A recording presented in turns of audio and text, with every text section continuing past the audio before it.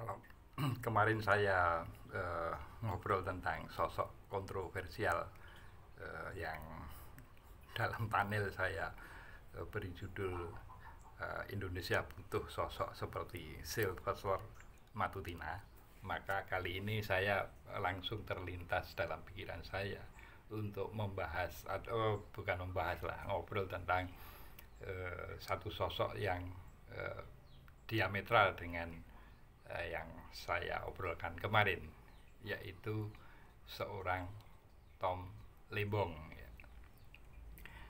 Judul pun saya buat kontroversial dengan uh, mengkontradiksikan dengan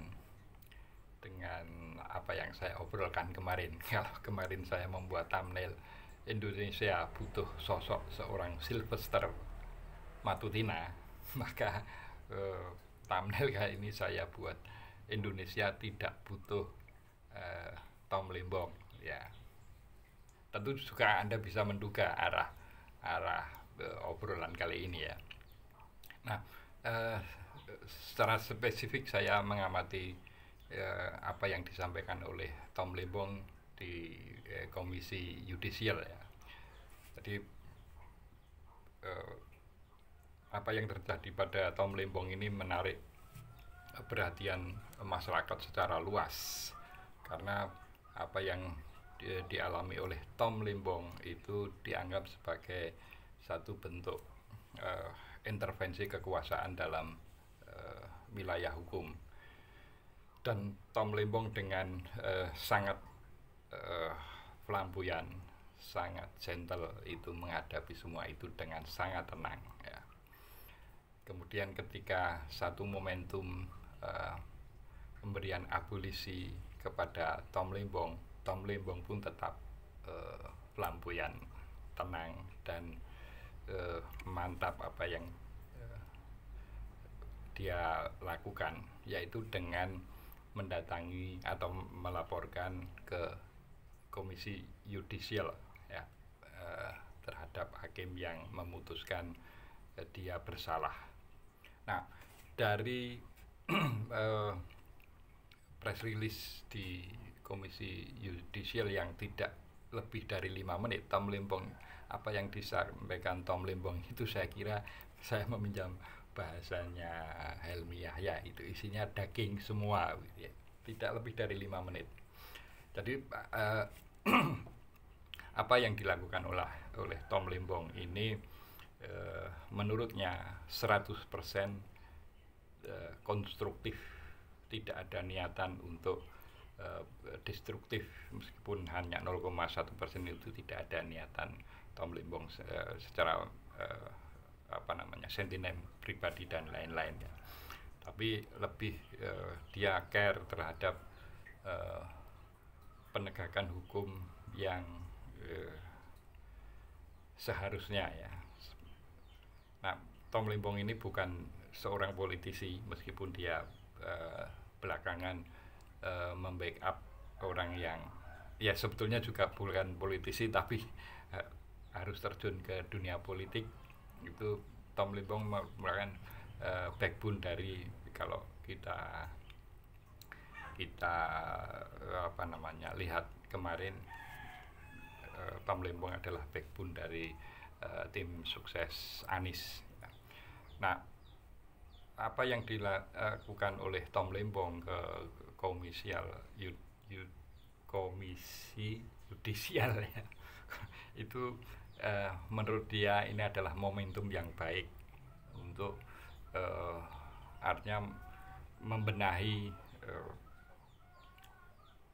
hukum secara seperti seharusnya gitu ya. Ini inti dari tindakan yang dilakukan oleh Thomas Lembong, dengan cara bercanda juga bahwa kasus yang kemudian menimpa dirinya itu ada satu berkah yang atau blessing in disguise gitu ya, bahwa dengan kasus yang dialaminya itu justru ada momentum di mana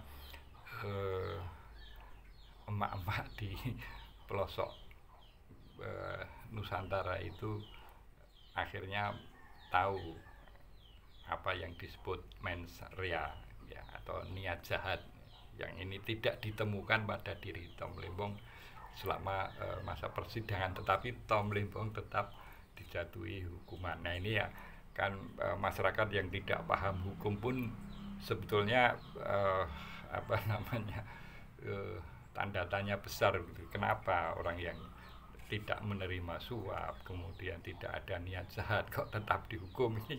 Ini bagaimana logika hukum yang dialamatkan kepada Tom Lembong ini seperti apa ya? Syukur ada momentum di mana Mr.